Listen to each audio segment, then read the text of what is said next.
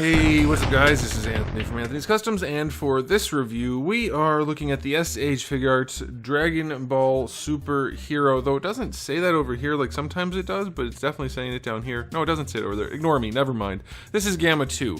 We already reviewed Gamma 1, and they're basically the same figure. So this is going to be a pretty quick review, but I'm going to go over everything you need to know to decide if you want to buy this second hand or not, because you can no longer buy it first hand. So let's go ahead and get it off the stand and take a closer look.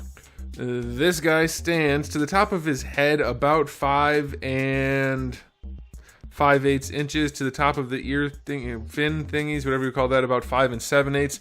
That's going to make him roughly, let's call it 14.25 and 15 centimeters. And like I said, it's basically the exact same figure. So we'll just do a quick question of the day. Which villain from Dragon Ball, any Dragon Ball, Dragon Ball Z, Dragon Ball GT, Dragon Ball Super, Dragon Ball anything, which villain is your favorite and why? I'm gonna go with Cell because, no, Frieza.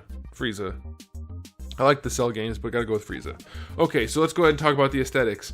They are identical, mostly. Obviously, we have the different number and the different color scheme. So the capes are the exact same sculpt, but the number 2 has a blue one, and he also has a 2 on his chest.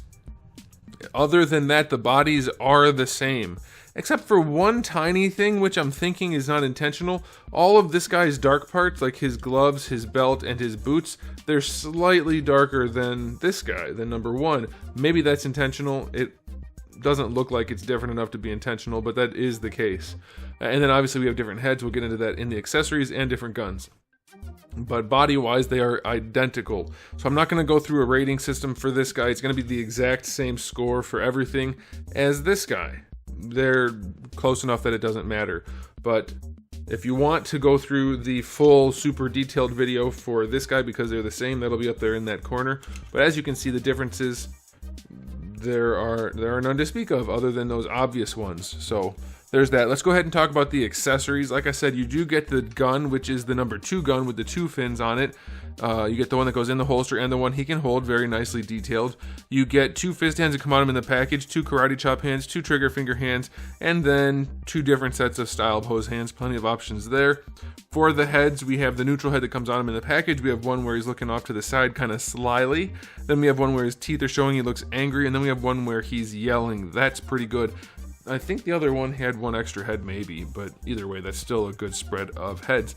That's it for his accessories, but we do have 2 Gohan accessories in this pack. We have the one where he's got his glasses on. That's pretty nicely done. The glasses don't have lenses, but it's a good look nonetheless. You're not going to notice that unless you're right up on the figure, so that's fine. And then we do also get his Piccolo Cape, which is nicely done, I suppose, but I do want to talk about it briefly, because I just got my Turles in, and you guys have probably already seen that review by the time you're watching this one. I like that cape more. They did Piccolo's cape kind of like this too, with the hard plastic.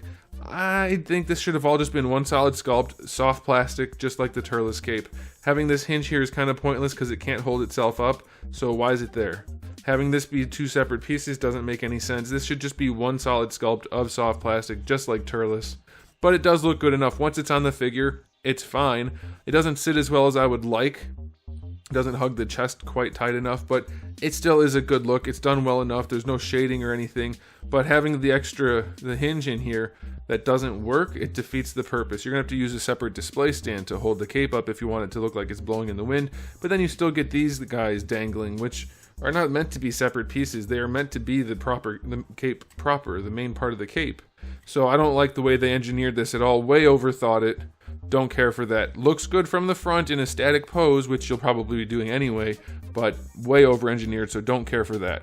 So that's it for the accessories. And for the articulation, like I said, it's the same as the other figure, so it's going to be up there. They are identical.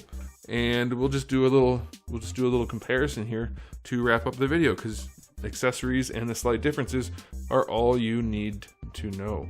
So there you go. That's what they look like standing next to each other.